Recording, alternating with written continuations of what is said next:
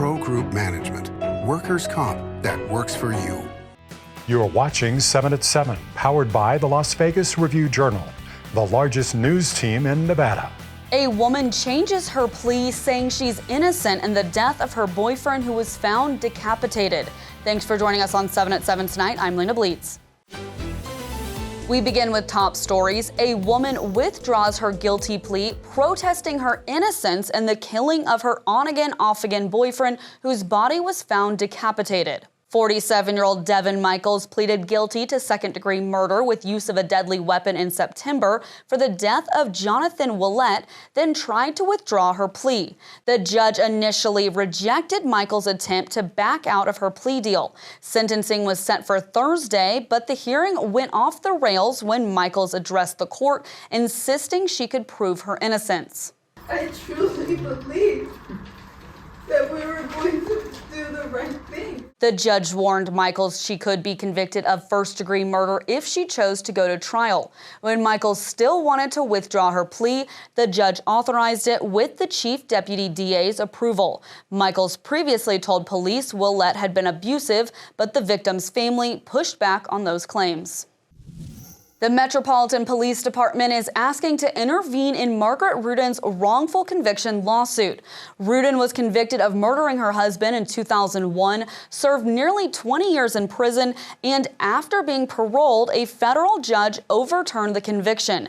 Now Rudin is suing the state, seeking a certificate of innocence and wrongful conviction compensation. State Attorney General Aaron Ford's office is defending the state in the suit, and Metro Police are asking to intervene, suggesting Ford's office, quote, would not adequately represent the department's interests. If Metro is allowed to intervene, they would be essentially inserting themselves into the litigation. And it could set a precedent for other wrongful conviction lawsuits, whether they are allowed to intervene or not. So there are potentially significant implications here. Rudin's attorneys oppose Metro intervention, and at a hearing on Tuesday, a judge did not make a ruling.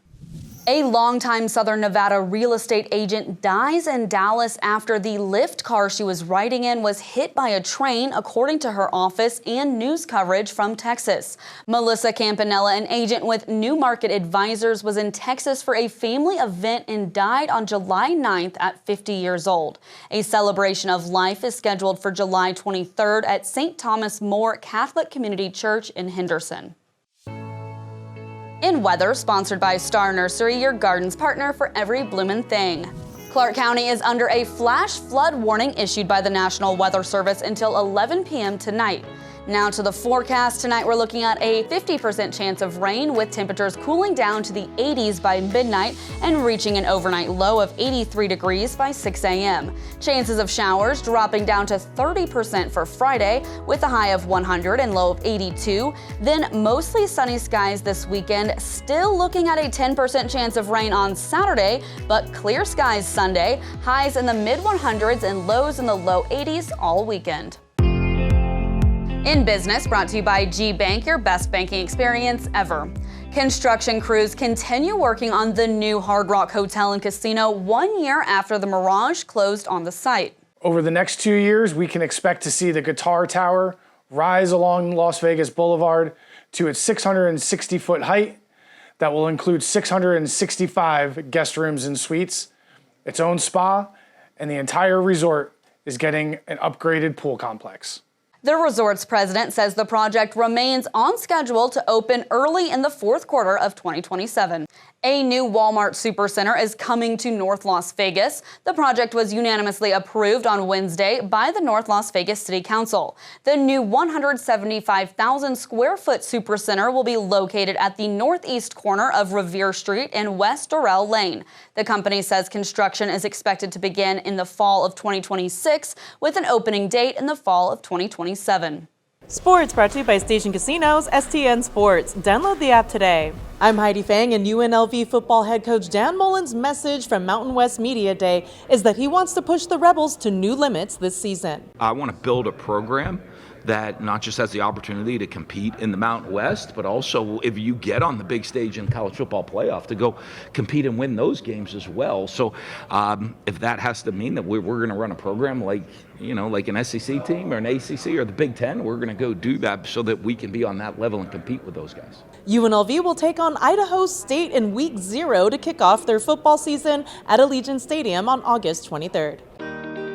In Health, brought to you by Centerwell Senior Primary Care. Discover primary care focused on you. A special four-legged visitor stopped by Sunrise Children's Hospital. Wesley, a miniature therapy horse, went from bedside to bedside, delivering smiles, laughter, and moments of pure delight to young patients. Wesley is a trained therapy animal from Tiny Spirits, a nonprofit organization dedicated to easing human suffering through equine-assisted therapy. Child life specialists say Wesley gives kids a way to cope with hospitalization by giving them hope and something to look forward to. Sports betting brought to you by the Las Vegas Paiute Tribal Smoke and Cigar Shop. In the preseason media poll, votes put Boise State as the winner of the Mountain West Conference in 2025. And the Rebels, coming off of 10 regular season wins last year, are expected to come in second. The regular season win total at Circa Sports for the Broncos is set at 9.5, with the over at -185 and the under at +160. UNLV's win total is 8.5, with the over at +115 and the under at -135. Boise State is 2-0 against UNLV in their last 2 Mountain West title games. In Lifestyle, sponsored by Silverton Casino Lodge, this is Lodge Vegas. Clark County is celebrating the launch of its traveling interactive art exhibit, and this installation is a positive addition to the community. Dog Island is an interactive art display now open at Mountain Crest Park. It's the first installation of a 12-month-long initiative from Clark County that will bring interactive public art to the community. This unique exhibit includes dog treat-shaped benches and a human-powered music box that, when cranked, plays the famous tune, "Who Let the Dogs Out?" It's about creativity, sustainability, and community. By powering elements through human movement, it reminds us how art and innovation can work together to inspire change. Mountain Crest Park is located in the Northwest Valley near Lone Mountain and Durango Drive.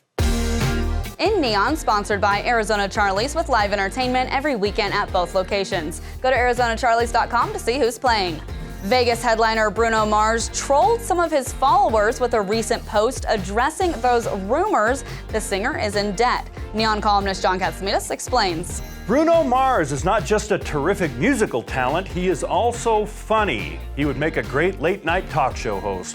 Mars showed his humor this week when he posted a video of himself on Instagram running on stage after appearing with Rosé and Blackpink at SoFi Stadium in Los Angeles. Mars wrote, "I'm almost out of debt, baby. Appreciate you, Rosé." This was a reference to his reported gambling debt with MGM Resorts International.